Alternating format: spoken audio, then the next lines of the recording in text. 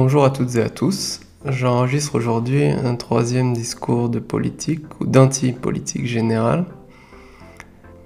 Je commence par un petit point chiffré, disons, sur le podcast, comme d'habitude. À l'heure actuelle et après 5 ans d'efforts environ, presque exactement, nous en sommes, à l'heure où j'enregistre cet audio, à 971 abonnés YouTube et un peu plus de 60 000 vues totales. Le même constat que précédemment, nous restons un tout petit podcast, ça ne change pas. Donc j'ai décidé d'intituler ce discours discours d'athéisme religieux et politique.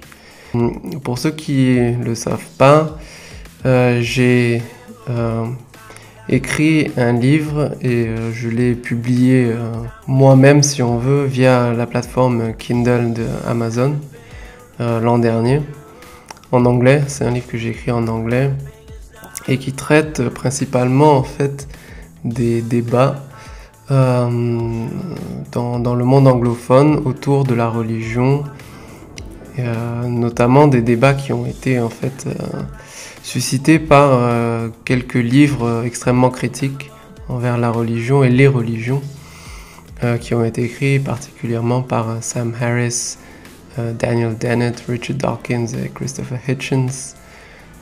Il y a d'autres auteurs aussi comme Ayaan Hirsi Ali, Jerry Coyne, Michael Shermer, Victor Stenger, etc.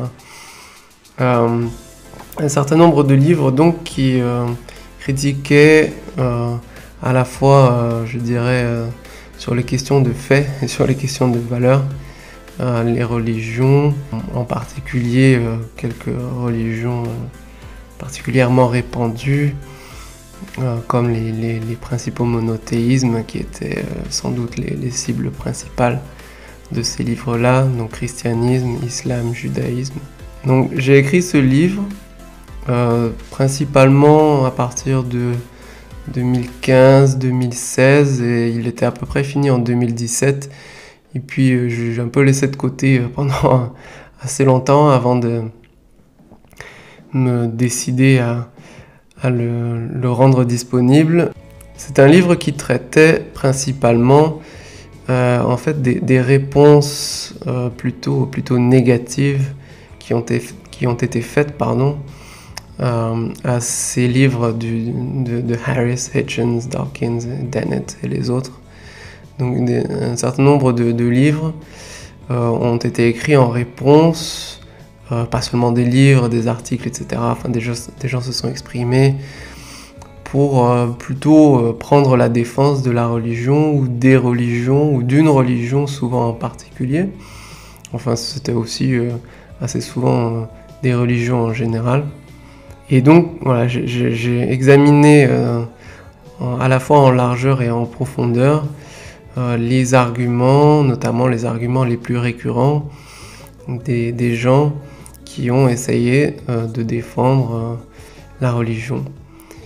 Et c'était l'objet principal de ce livre-là. J'ai vu 5 grandes, on va dire, types ou familles ou sujets d'arguments récurrents dans l'œuvre, plutôt dans les œuvres de ces gens qui ont essayé de défendre la religion. Donc pour expliquer un peu plus ce dont il s'agit, il faut sans doute que je commence par donner quelques informations sur ce qu'ont dit nos auteurs très critiques de la religion, donc Harris, Dennett, Dawkins, Hitchens et d'autres. Ils ont développé une critique très frontale, très énergique de la religion, disons du début au milieu des années 2000. Puis ça a contribué à un certain succès, un certain regain d'intérêt dans le monde anglophone pour les débats sur la religion. Un intérêt qui, on va dire, a subsisté jusqu'au début des années 2010, avec éventuellement certaines reprises très ponctuelles d'intérêt quand il y a pu y avoir certains attentats par la suite islamistes en Occident. Mais disons que voilà, ça fait à peu près 10 ans que les choses sont plutôt retombées, que ce débat-là ne intéresse moins les gens, en tout cas, on va dire. En tout cas, ce qu'ils ont dit, nos auteurs athées et critiques de la religion, c'est déjà que les croyances religieuses, tout simplement, sont, pour la grande majorité d'entre elles, on sait qu'elles sont fausses si on les prend au sérieux. Il y a un grand nombre de croyances sur l'âge de la Terre, par exemple, vraiment l'évolution de la vie, un certain nombre même d'événements, on va dire, dans l'histoire humaine, de migration, etc. Les endroits où certains peuples se trouvaient à tel moment, c'est aussi des choses qui sont avancées dans certaines traditions, on va dire, et croyances religieuses. Il y a un certain nombre de ces croyances dont on sait qu'elles sont fausses. Il y a un grand nombre de connaissances scientifiques, de disciplines très différentes qui viennent vraiment appuyer ce que j'avance là. Donc c'est des disciplines comme la géologie, évidemment, la cosmologie, la physique plus largement, et aussi la biologie, et puis pourquoi pas l'histoire, et certainement l'anthropologie. Tout un tas de disciplines scientifiques qui viennent éclairer certaines questions de fait sur lesquelles les religions avancent, en tout cas des affirmations qui peuvent être, donc pour un certain nombre d'entre elles, vérifiées. Et donc il y en a beaucoup qui sont pas du tout en correspondance avec les connaissances qui ont été construites avec la méthode scientifique. Donc premier point, un certain nombre de croyances religieuses sont donc fausses.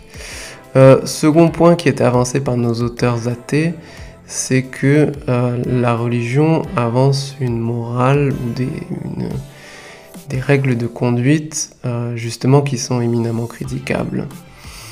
Là je ne m'étends pas là-dessus parce que c'est des sujets dont nous traitons pas sur le podcast. Mais en tout cas, c'était quand même un point très important dans leur critique de la religion.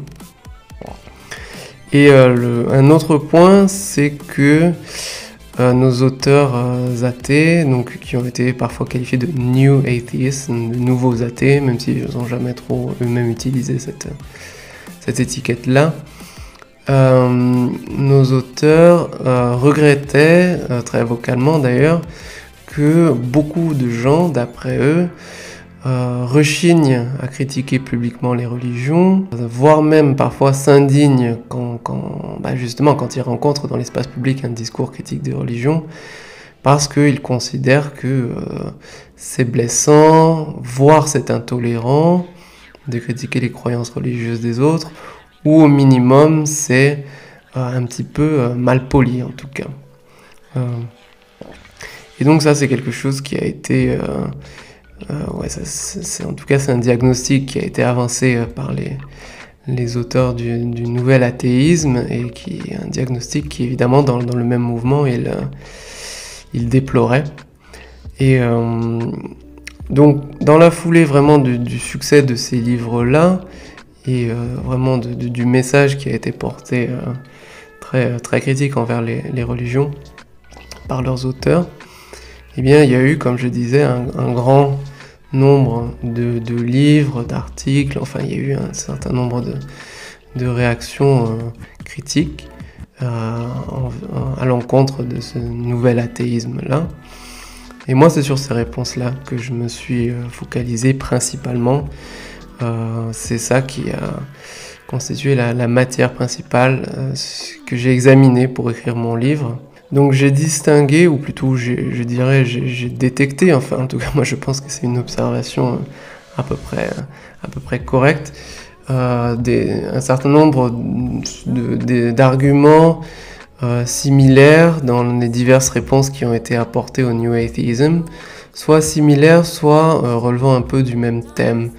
Et donc soit par similitude vraiment du contenu des arguments, soit par similitude du domaine sur lequel ils portent, j'ai classé, si je puis dire, les principaux arguments récurrents en 5 grandes catégories ou 5 grandes thématiques.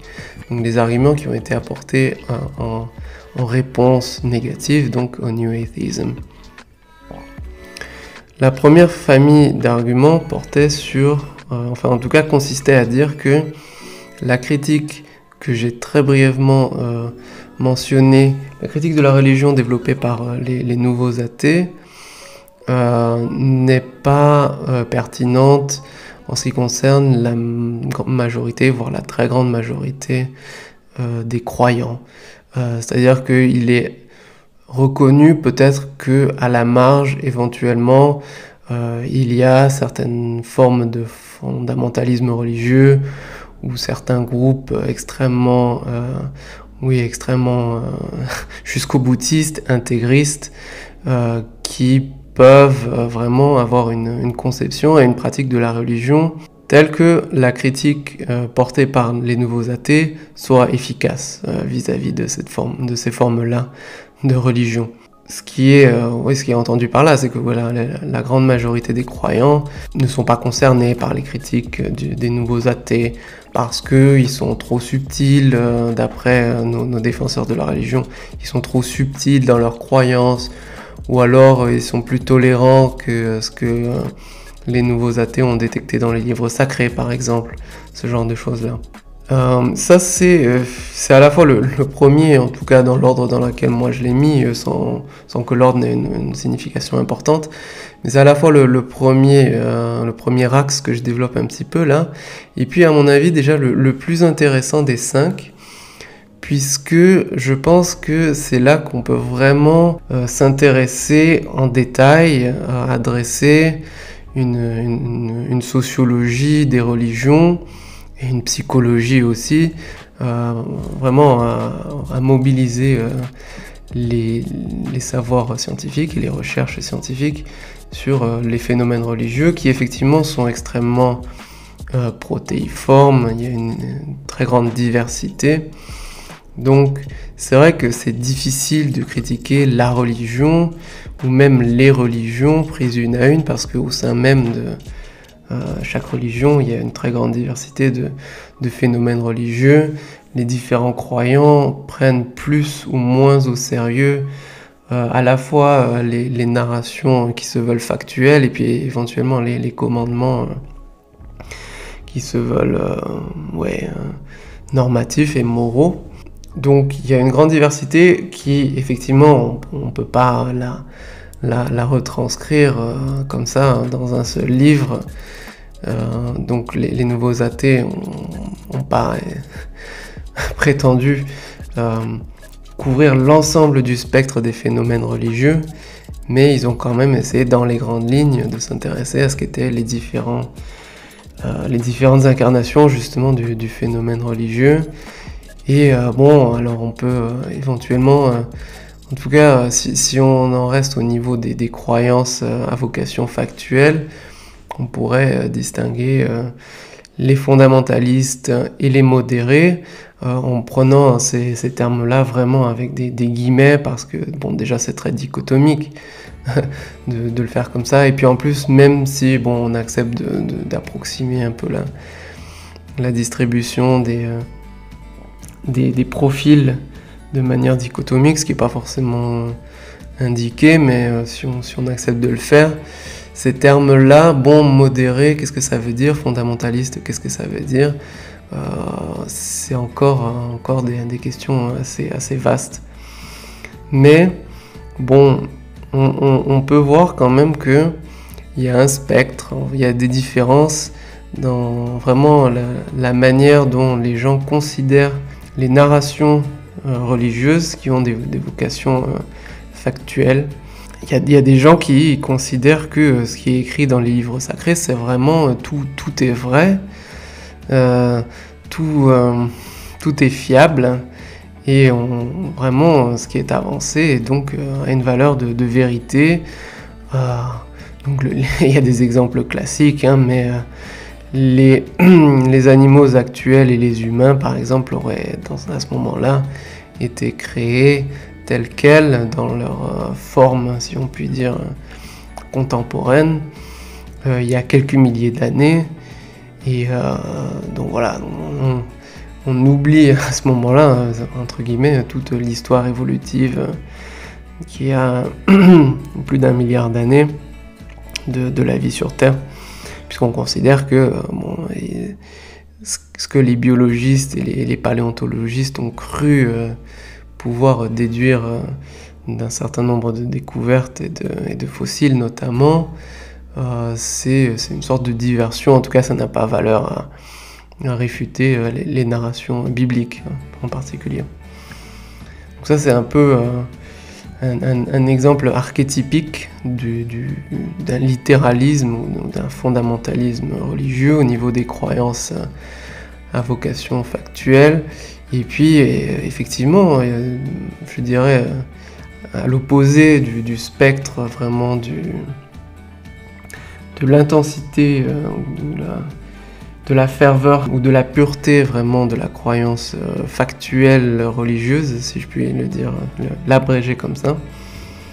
Là, il y a les gens qui prennent beaucoup de choses, justement pas au pied de la lettre, qui considèrent que il y a un certain nombre de choses qui sont dans les livres sacrés, qui n'ont pas valeur, qui n'ont pas vocation à avoir valeur de vérité. C'est éventuellement des métaphores ou des narrations un peu simplifiées, ou en tout cas ça n'a pas vocation scientifique, et le critiquer scientifiquement serait absurde. C'est ce qui a été opposé aux nouveaux athées. Ensuite, un deuxième grand axe de critique opposé aux nouveaux athées, c'est un petit peu en fait la face pile du premier axe, puisque c'est celle qui consiste à dire que les nouveaux athées eux-mêmes sont des fondamentalistes athées, intolérants, vraiment, qui n'acceptent pas la croyance religieuse, qui veulent la faire interdire, ou en tout cas ce genre de choses-là. Bon, ça c'est une critique tout de suite moins intéressante, parce qu'en fait elle tombe à l'eau quand on regarde ce qui a été dit par les nouveaux athées, dont ça n'a jamais été le propos de faire interdire par la loi les croyances religieuses. Ça n'était pas du tout ça. Effectivement, il y a eu une impatience chez Dawkins, Hitchens et les autres vis-à-vis de... Moins que les croyances, c'est vraiment, on va dire, les habitudes cognitives qui sont en fait encouragées, d'après eux, par les religions, avec vraiment une sorte d'encouragement à la foi, et puis par contraste, de désintérêt, ou en tout cas vraiment il n'y a pas d'emphase qui est mise sur vraiment la recherche d'éléments factuels vis-à-vis d'un certain nombre de propositions qui sont avancées par les religions.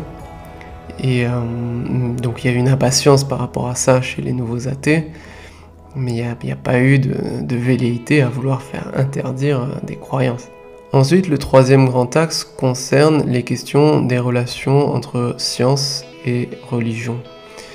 Là, il faut savoir que, comme je le disais un petit peu en préambule pour ainsi dire, les nouveaux athées n'ont pas hésité à dire qu'il y a un grand nombre de croyances religieuses qui sont vraiment infirmées par des connaissances scientifiques dans diverses disciplines, comme je le disais, et des connaissances particulièrement fiables en l'occurrence.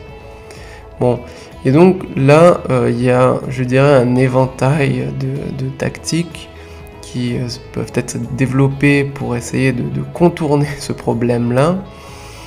Souvent, c'est vraiment contourner plutôt que d'affronter directement.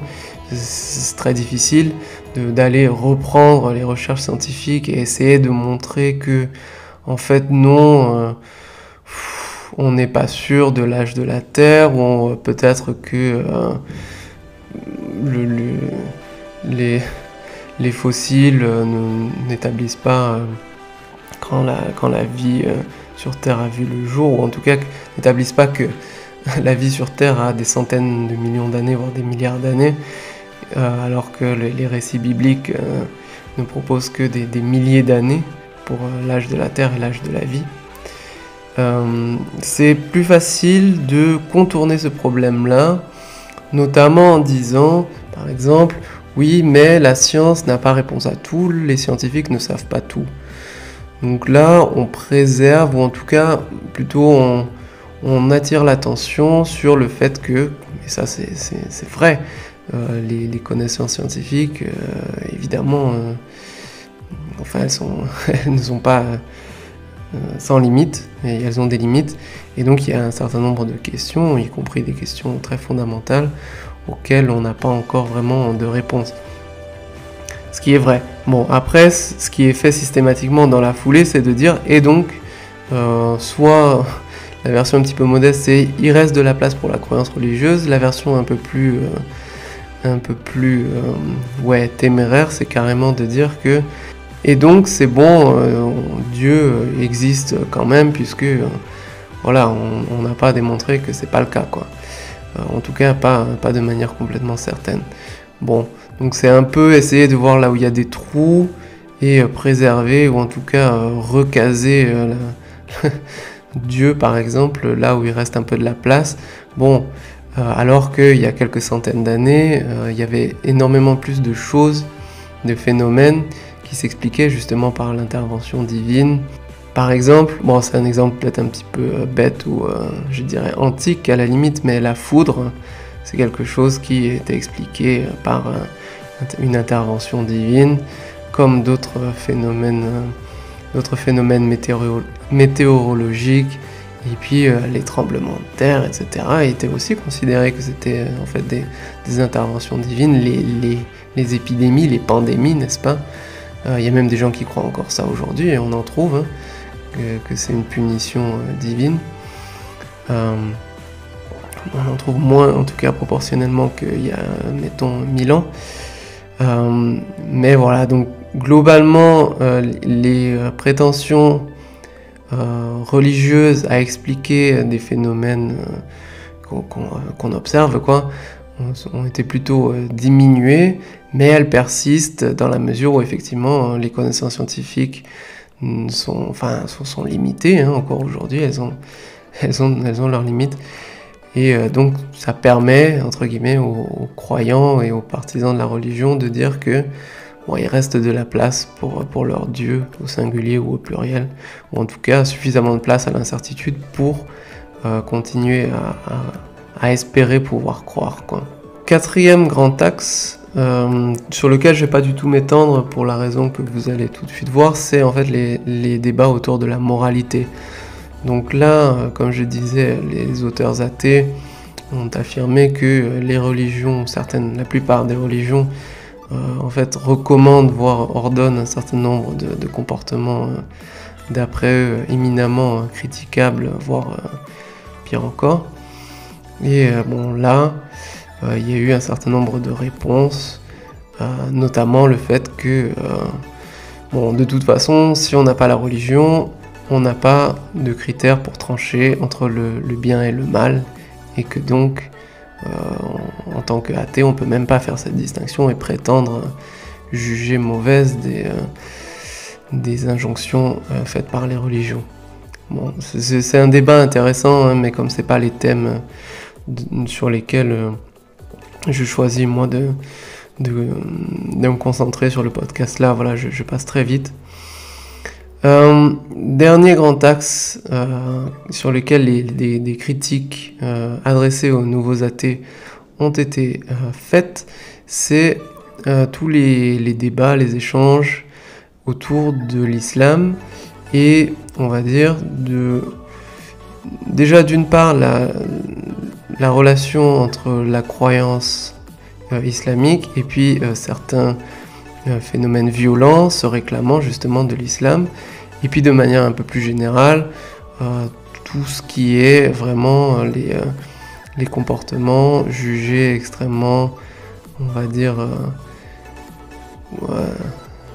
dire régressifs et réactionnaires, qui seraient encouragés et ordonnés par l'islam. Donc là, c'est quelque chose qui a fait couler beaucoup d'encre, les gens se sont beaucoup disputés là-dessus. Et bon, là encore, il y a beaucoup de questions, on va dire, d'actualité, de politique et de valeurs, donc je ne m'étends pas trop là-dessus. Mais quand même, je note sur la question, ça c'est une question factuelle, la question de, on va dire, quelle est la part de responsabilité, si on peut dire, de certaines croyances religieuses islamiques dans des phénomènes de type terroriste. Ça, c'est une question factuelle qui a été étudiée par un certain nombre de gens. On a eu notamment Stephen Hertog sur le podcast et puis Graham Wood, deux intervenants tout à fait remarquables et qui ont étudié ces questions en profondeur là. Et je recommande ces interviews-là. Mais voilà, je ne rentre pas plus dans les détails pour maintenant. Donc, comme vous l'avez peut-être compris en filigrane, j'ai trouvé les critiques adressées au nouvel athéisme, pour la très grande majorité d'entre elles, très faibles, pas du tout convaincantes, pas très intéressantes pour tout dire. Je pense effectivement que on peut regretter, ou en tout cas on peut considérer qu'il reste beaucoup de travail à faire sur vraiment la sociologie, la psychologie, etc., des religions, de la croyance religieuse. Il y a beaucoup de choses encore à apprendre et à comprendre sur un phénomène qui, comme je disais, est très riche, très protéiforme, avec un spectre très large en fait de phénomènes humains qui rentrent vraiment dans la catégorie religion, qui est une catégorie extrêmement vaste. Par ailleurs, ou je dirais de manière assez connectée, je trouve que la plupart des critiques qui ont été adressées par les nouveaux athées aux religions, aux croyances religieuses et aux gens qui, sans être d'ailleurs forcément eux-mêmes croyants, essaient de défendre les religions ou au moins essaient de faire en sorte qu'elles ne soient pas attaquées trop méchamment par la parole. Je trouve que les critiques donc de Harris, Hitchens, Dawkins et Dennett sont plutôt très bonnes pour la grande majorité d'entre elles. Et donc, ouais, c'est ma position. Et c'est ça qui m'a incité aussi à intituler ce discours d'athéisme religieux et politique. Alors, ce que là j'entends par athéisme politique, ça ne veut pas dire faire de l'athéisme un fondement de sa politique, mais c'est plutôt, je dirais, fondé sur un parallèle que je fais, et je ne suis pas le seul évidemment, entre les religions à proprement parler, d'un côté, et puis ce qu'on pourrait appeler les religions politiques de l'autre. Donc là, ce que j'entends par là, c'est que il y a des croyances religieuses, il y a des croyances politiques. Effectivement, on peut dire que les croyances politiques touchent moins, ou on va dire, s'incarnent moins dans une sorte de croyance en un domaine qui est au-delà du monde physique, un domaine supernaturel, spirituel, etc. Bon, mais ceci dit, ça ne veut pas dire que les croyances politiques sont forcément rationnelles ou qu'on ne peut pas les critiquer avec des arguments basés sur des données par ailleurs. Donc là, ce que j'entends, c'est pas critiquer les croyances politiques au niveau des valeurs, puisque encore une fois, c'est pas ce que je fais sur le podcast, mais très très souvent, pour ne pas dire toujours, les croyances politiques sont une combinaison relativement complexe de croyances factuelles ou de croyances à visée factuelle et puis de positions sur des questions de valeurs. Il y a une combinaison des deux qui s'articule dans des positionnements politiques. Souvent, voilà, les gens qui...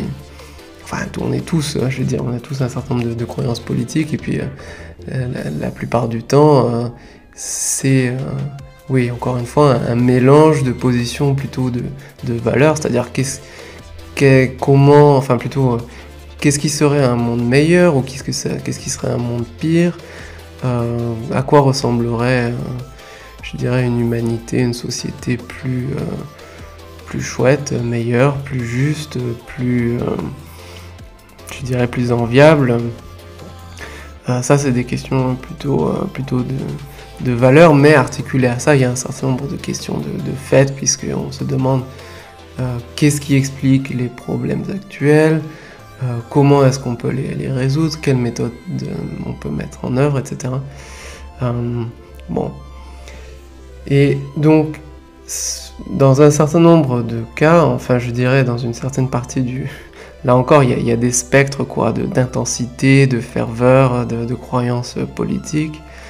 Il y a des gens qui sont assez prudents, ils sont peut-être pas spécialement nombreux, et puis il y a des gens qui croient très fortement qu'ils ont compris comment fonctionne le monde humain en particulier, qu'ils ont détecté les problèmes et qu'ils savent comment les résoudre. Voilà. Alors je dis pas qu'ils ont tort sur toute la ligne, mais en tout cas, quand même, dans un certain nombre de cas, enfin quand on commence à se rapprocher vraiment de cette région très fervente, on peut commencer, ou on peut vraiment, je dirais, avec une certaine pertinence, on peut dresser des parallèles entre les croyances religieuses et les croyances politiques. Et on peut même commencer à parler parfois de religion politique. Je donne peut-être quelques exemples. Enfin, je veux dire, déjà avant de donner peut-être quelques exemples, de manière un peu générale, je veux dire, il y a vraiment des croyances de nature justement politique. Donc ça peut être des questions de fait, des questions de valeur, mais là, je m'intéresse plutôt aux questions de fait en particulier. Des croyances politiques vraiment auxquelles les gens tiennent dur comme fer et ils s'y accrochent comme s'y accrochent des croyants religieux.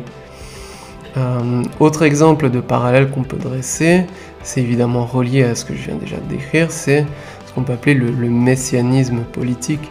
Bon, je m'étends pas là-dessus non plus, puisque encore une fois, c'est pas trop l'esprit du podcast, mais il y a des phénomènes dans l'espace politique de gens qui s'accrochent à une figure messianique ou prophétique, hein, et donc là on peut vraiment dresser des parallèles avec les messies et les prophètes des religieux. Donc il y a certains éléments quand même très communs entre les croyances religieuses et les croyances politiques, avec vraiment il y a des croyances anthropologiques, certaines croyances sur la nature humaine, ou à défaut comment fonctionnent les groupes et les sociétés humains, les problèmes et leurs causes, et puis ce qu'il faut faire pour améliorer les choses, et puis aussi finalement quel est l'objectif recherché quand on veut améliorer les choses, c'est-à-dire dans quel sens, enfin comment, quel est le but recherché. Il y a des habitudes cognitives communes au domaine religieux et au domaine politique. Donc comme je disais, une tendance à s'accrocher à certaines croyances, alors qu'en fait, il y a des connaissances scientifiques assez avancées et assez solides qui existent dessus, mais il y a vraiment une conviction que ce qui est cru est vrai, et souvent ça s'explique en partie parce que il y a une conviction, je dirais, conjuguée à ça, qui est que cette croyance-là est aussi bonne moralement. Par exemple, je prends l'exemple de la religion, là pour le coup, croire qu'il existe un Dieu qui juge les actions humaines, c'est perçu comme aussi la source d'une croyance en le bien et le mal, et donc sans religion finalement on a peur que sans religion les notions de bien et de mal disparaissent, ou alors en tout cas perdent leur source, quoi. Se retrouvent déconnectés de ce qui vraiment les fonde et leur donne une assise solide et fondamentale. À partir du moment où on pense qu'il y a des opinions qui sont importantes pour faire le bien, ou en tout cas pour ne pas être du mauvais côté d'une morale d'une question ou d'une situation, ça incite en fait à garder ou à adopter certaines croyances pourtant d'ordre factuel. C'est une confusion qui opère entre est-ce que c'est une question de fait, est-ce que c'est une question de valeur. Les gens ont quand même souvent du mal à faire la différence. Et ça vient après s'articuler avec des tendances très humaines, au tribalisme, où les gens s'identifient à d'autres gens qui leur ressemblent. Ici, dans ce cas-là, ce seraient des gens qui ont des croyances similaires, et donc ils vont se sentir proches, et par contraste, ils vont avoir plutôt une hostilité ou une méfiance envers des gens qui ne partagent pas leurs croyances, y compris, encore une fois, des croyances qui ne sont pas d'ordre moral, mais qui sont juste d'ordre factuel. Donc tout ça, et notamment le dernier point là, évidemment, ça peut et doit être connecté aux questions de biais cognitifs. Nous savons maintenant, nous avons bien compris que les humains on fait souvent des fautes de raisonnement quand on réfléchit à certaines questions. On fait souvent des fautes de raisonnement, notamment pour des raisons de motivation, c'est-à-dire qu'on a envie d'arriver à une certaine conclusion qu'on a déjà depuis le début, et après on va, je dirais, improviser un petit raisonnement qui a d'apparence fiable, mais qui en fait tient pas vraiment debout, ou en tout cas de manière alternative, peut-être qu'il va être cohérent de manière interne, mais pas en bonne connexion avec les connaissances empiriques. Et donc il y a comme ça un petit raisonnement qui est éventuellement improvisé, qui va être mis en place pour justifier la croyance, mais qui préexiste en fait au raisonnement. Et puis après ça se répète, ça s'amplifie, ça se confirme aussi à l'échelle collective, et puis les gens comme ça sont convaincus du bien fondé de leur croyance, alors qu'ils ont fait une faute de raisonnement ou ils ont été mal renseignés. Mais bon, ils vont avoir beaucoup de mal à remettre en cause même cette croyance, puisque souvent elle est associée dans leur esprit à quelque chose de bien, de bon, de moral. Ce que j'entends ici par athéisme politique, c'est en fait une sorte de pratique, je dirais, du traitement d'informations, de la réflexion, de la conversation aussi, dans laquelle on fait attention à ces biais cognitifs-là, ces biais d'ordre moral et politique, enfin disons ces biais associés à des croyances morales et politiques qui peuvent nous tromper sur des questions de fait. Simplement parce que voilà, on a voulu croire que telle chose est vraie ou fausse, et donc on a réussi à trouver un petit raisonnement ou une information, mais qui en fait n'est pas très fiable, mais on la prend quand même parce qu'elle nous arrange, qui vient confirmer notre intuition initiale. Et donc je pense que les croyances religieuses ont aussi tendance à s'exprimer de cette manière-là, ou en tout cas à, je dirais, se déployer de cette manière-là. C'est-à-dire que souvent les gens qui ont des croyances religieuses recherchent la confirmation de ce qu'ils croient déjà, mais ont du mal à écouter les arguments qui vont contre. Bon, ça c'est des tendances humaines très générales, bien évidemment, qui ne sont pas propres aux gens qui ont une croyance religieuse, même fervente, ni aux gens qui ont des croyances politiques ferventes. Nous avons toutes ces tendances, mais à plus ou moins forte mesure. Et en général, quand on commence à adopter des croyances, à leur donner une place très importante, je veux dire des croyances religieuses ou politiques, et à leur donner une place très importante dans notre vie, ben, comme je disais, les croyances religieuses comme les croyances politiques, c'est en fait des complexes de croyances factuelles, enfin disons qui se veulent factuelles, et des croyances qui se veulent morales. Et comme ça, il est assez facile de se laisser abuser sur des questions simplement d'ordre factuel, notamment parce qu'on va avoir l'intuition que l'une ou l'autre conclusion est plus agréable moralement. Je pense que beaucoup de gens auront remarqué, et l'ont remarqué en fait assez vite après les débuts de notre podcast, que nous avons beaucoup critiqué et nous avons beaucoup donné la parole à des gens qui critiquent certaines tendances, on va dire d'intellectuels, dans le monde intellectuel, donc ça peut être académique, journalistique, voire même artistique et culturel, des tendances à adopter avec une grande ferveur un certain nombre de croyances sur des questions de faits qui sont soit très implausibles, très improbables, soit même en fait tout à fait fausses quand on va vérifier, ou alors des croyances concernant des questions que les connaissances actuelles ne permettent pas de trancher, mais des croyances vraiment très fortes et très nettes qui sont pas du tout congruentes avec l'incertitude justement des connaissances scientifiques actuelles.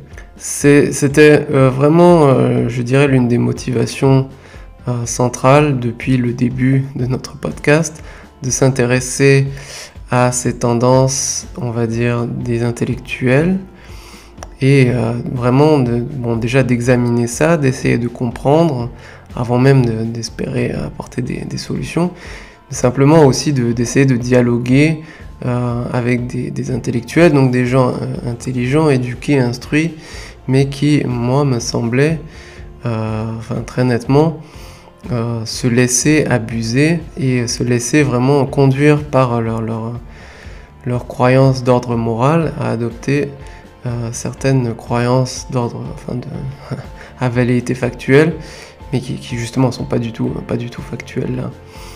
Et comme dans le monde intellectuel, culturel, ce qu'on appelle en politique la gauche, est très majoritaire numérairement, ça c'est aussi quelque chose que j'ai eu l'occasion de discuter et qui m'a valu pas mal d'hostilité, dans la manière dont je l'ai présenté en tout cas. Comme la gauche est nettement majoritaire numérairement, c'est-à-dire que oui, les universitaires sont très majoritairement plutôt à gauche, voire très à gauche, j'ai été amené à critiquer des croyances, des modes intellectuels qui étaient souvent celles de la gauche académique, qui se basaient sur vraiment des raisonnements, à mon avis, vraiment pas très solides, et puis souvent des données extrêmement faibles, voire inexistantes, ou en tout cas anecdotiques, et puis vraiment une interprétation très très souvent biaisée de ces données qui visaient à finalement défendre une conclusion qui était préétablie avant même de commencer l'enquête. Ceci dit, le but de ce podcast-là n'a jamais été de casser la gauche et encore moins de faire monter la droite par effet de contraste. Alors, ça n'a jamais été mon propos. J'ai jamais voulu utiliser ces intellectuels de gauche ayant, à mon avis, adopté des habitudes cognitives et des croyances vraiment suboptimales, pour le dire poliment, afin de faire baisser la gauche dans l'estime des gens et faire monter la droite par contraste. Ce n'a jamais été le cas, j'ai jamais eu de but politique, je dirais de manière symétrique.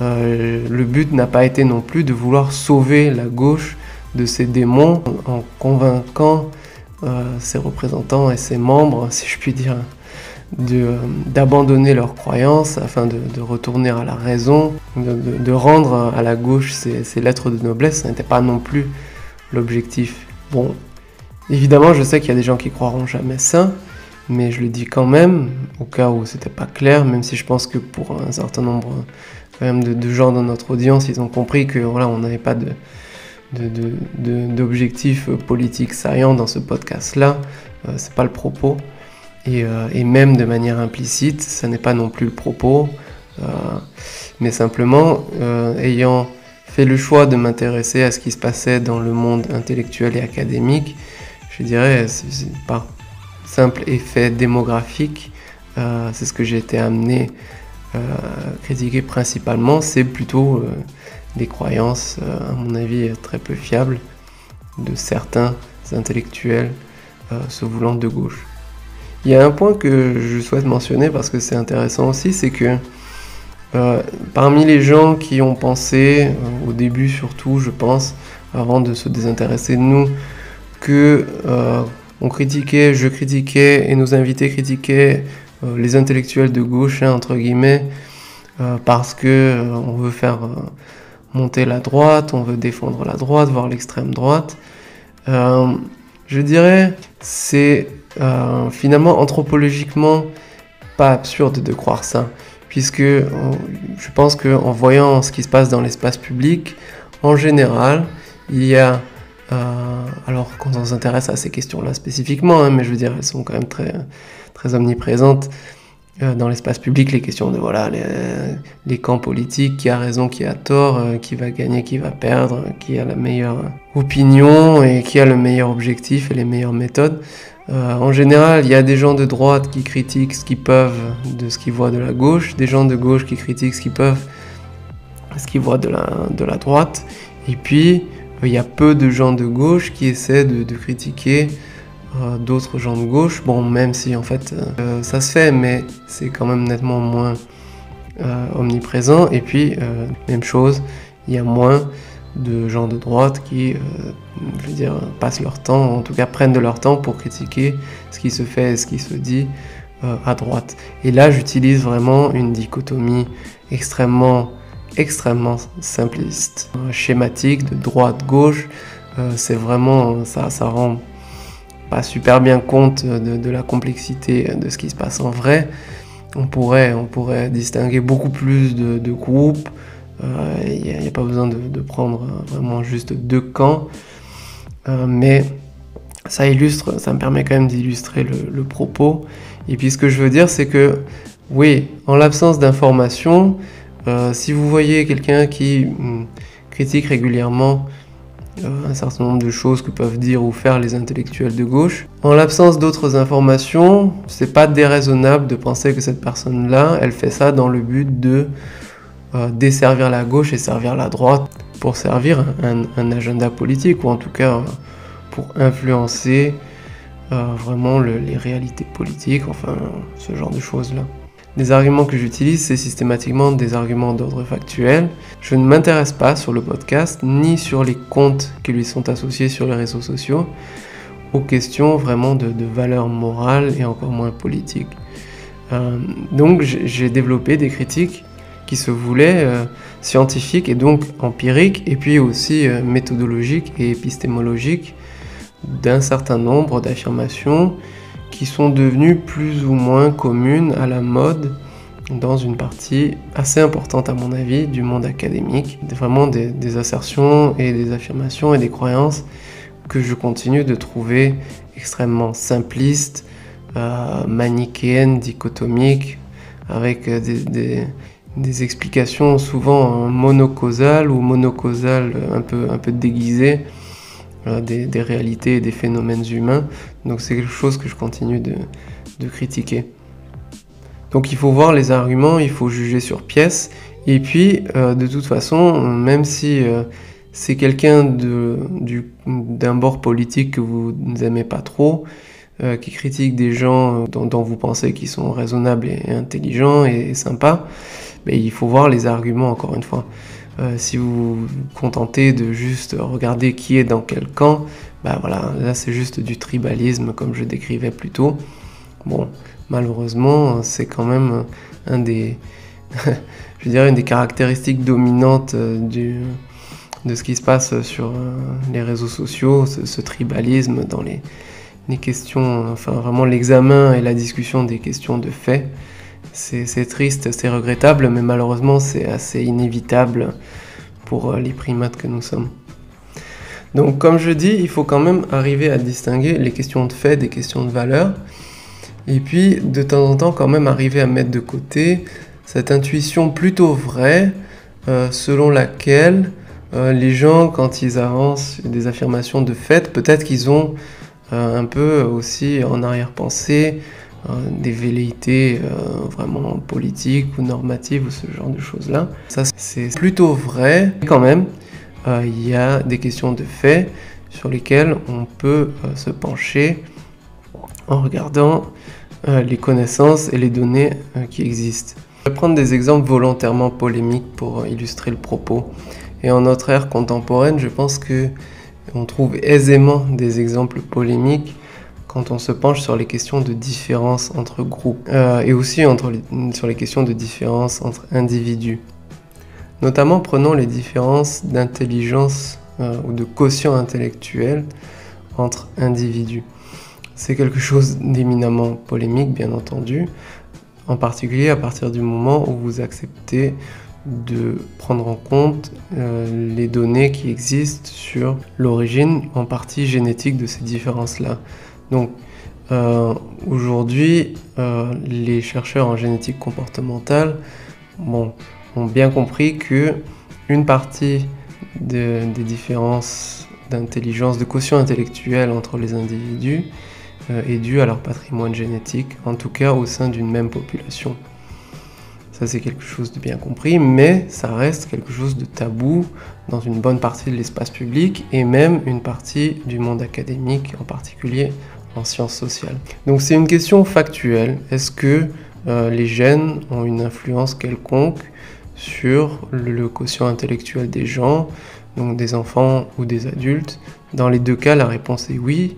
La proportion de la différence de quotient intellectuel entre des individus au sein d'une même population due aux gènes, en fait, est plus grande chez les adultes que chez les enfants, ce qui est peut-être un petit peu contre-intuitif, puisqu'on pourrait croire naïvement que voilà, on est, si on veut, tel qu'on est, sous une forte influence des gènes, et puis ensuite l'influence progressivement de l'environnement va faire en sorte que les gènes expliquent de moins en moins la variation d'intelligence, là dans le cas qui nous occupe au cours de la vie.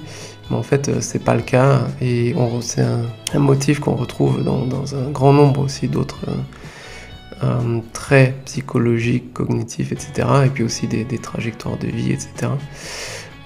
J'ai choisi l'intelligence justement volontairement parce que c'est polémique.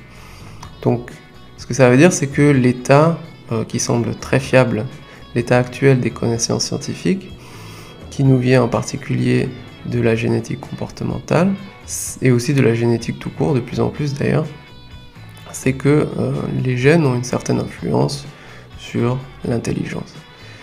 Bon, et il y a beaucoup de gens que ça dérange au plus haut point de considérer cette hypothèse, de la prendre au sérieux, et à plus forte mesure encore d'accepter les résultats qui viennent conforter cette hypothèse-là, puisque pour eux, accepter ça, c'est accepter que les gens sont, si on veut, responsables de leur intelligence et donc d'un certain nombre de choses qui leur arrivent dans leur vie, le niveau d'études, éventuellement le niveau de revenus. On commence à blâmer les individus au lieu de blâmer les systèmes qui seraient responsables, d'après ces gens-là, des inégalités. Alors que, en fait, juste dire les gènes ont une certaine influence sur l'intelligence, on ne peut pas en déduire, donc les gens sont responsables de ce qui leur arrive, de leur sort, de leur niveau d'études, etc. C'est pas du tout une déduction logique. On peut très bien être très fortement attaché à une forte égalité de fait, je dirais, de résultats et de niveau de vie, etc. entre les gens, tout en acceptant en fait cette connaissance scientifique. Jusqu'à preuve du contraire, personne ne choisit ses gènes et donc il n'y a pas de responsabilité individuelle dans le fait d'avoir des gènes qui vont, disons, tendre à aider à être plus ou moins intelligent. D'ailleurs, c'est aussi un argument qui a été, je sais, c'est pas du tout de moi et c'est pas un argument vraiment compliqué du tout, mais souvent il est perdu de vue justement par en fait, le résultat d'une certaine ferveur normative de beaucoup de gens. Il y a un bouquin récent, The Genetic Lottery, de Paige Harden, qui s'attache justement à discuter de ce genre de questions-là, qui est une très bonne initiative.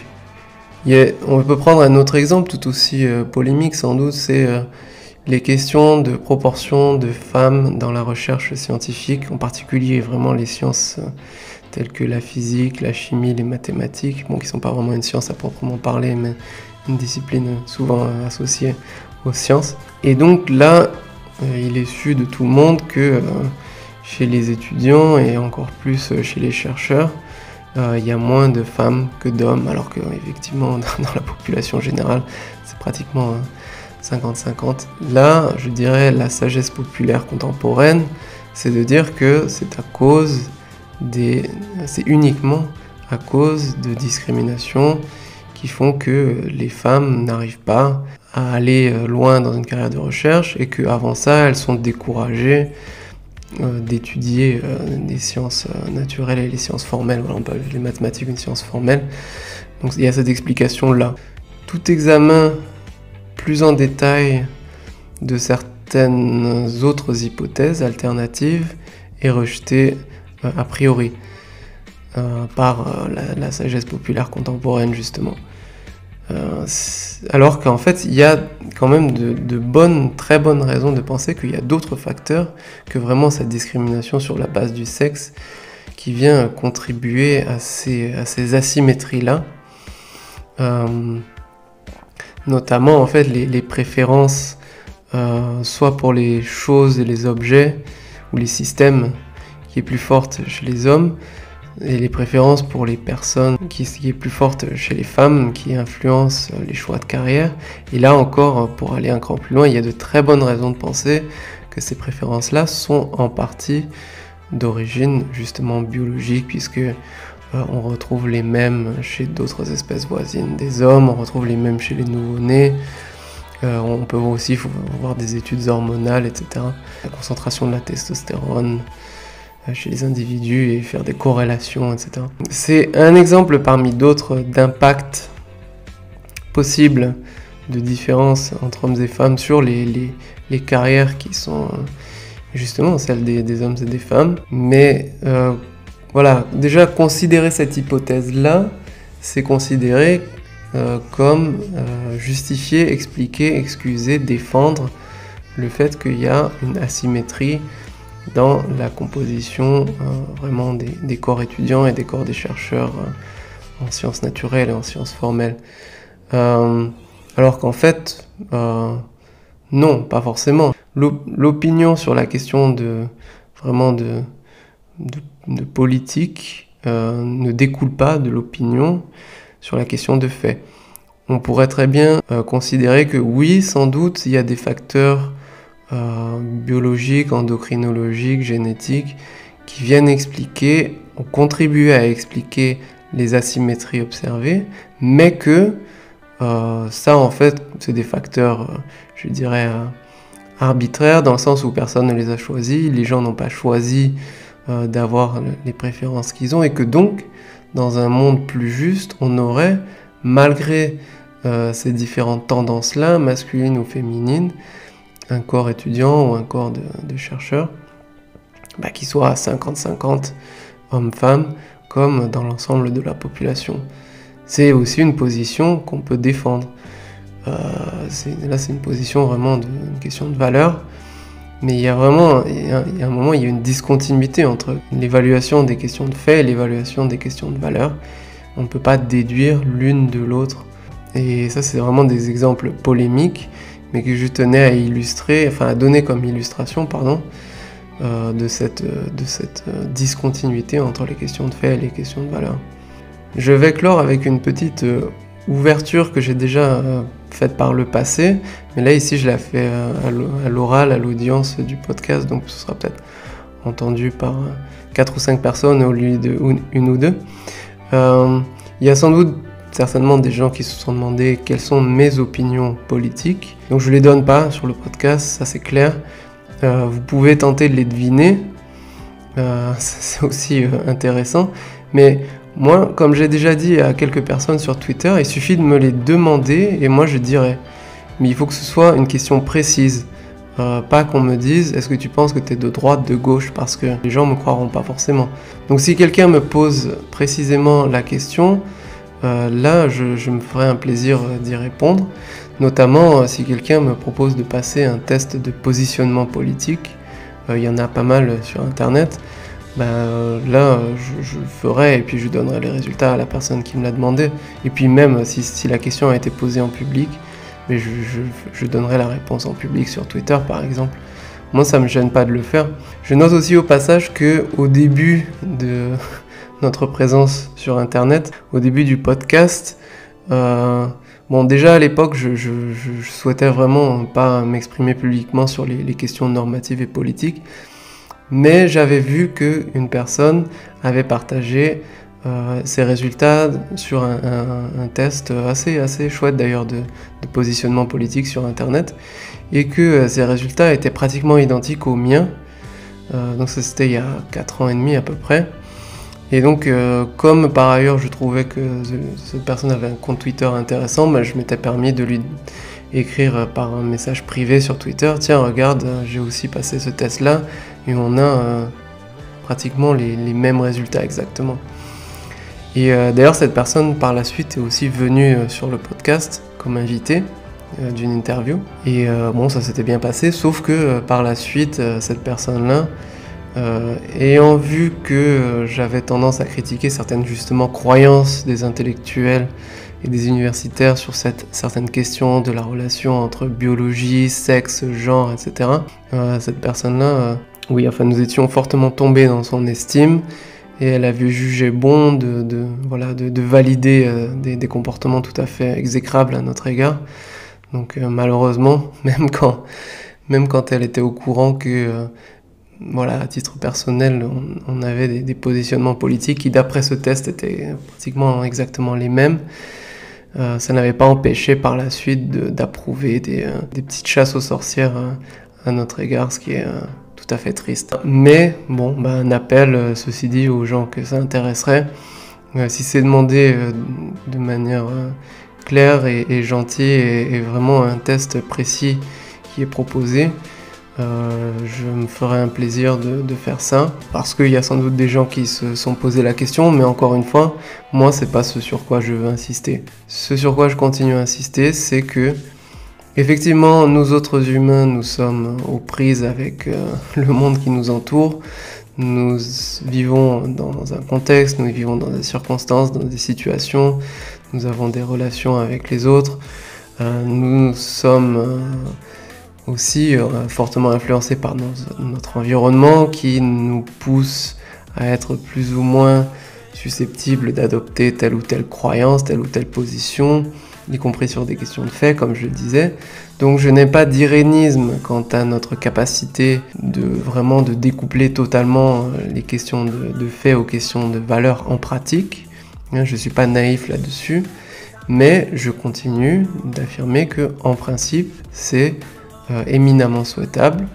Quand on s'intéresse à trancher une question de fait, il faut faire le maximum d'efforts possibles pour ne pas se laisser influencer par nos préjugés, nos opinions, enfin vraiment les préjugés, vraiment je parle de questions là, des questions normatives, puisque les Bayésiens m'auraient répondu sinon que oui, on peut avoir des préjugés sur des questions de fait, et que c'est même rationnel dans l'optique bayésienne, ce qui est une bonne objection.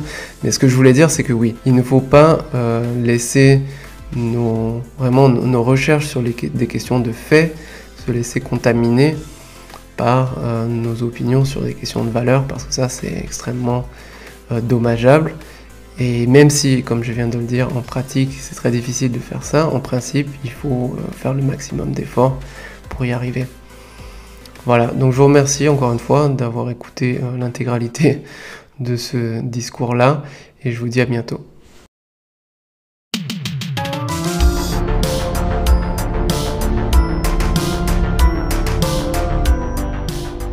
Merci d'avoir écouté Liberté Académique.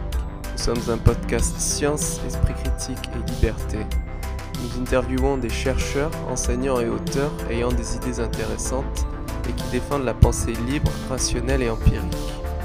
Nous luttons à notre niveau contre un certain anti-intellectualisme d'une partie de la classe intellectuelle. Nos interviews se font en français ou en anglais.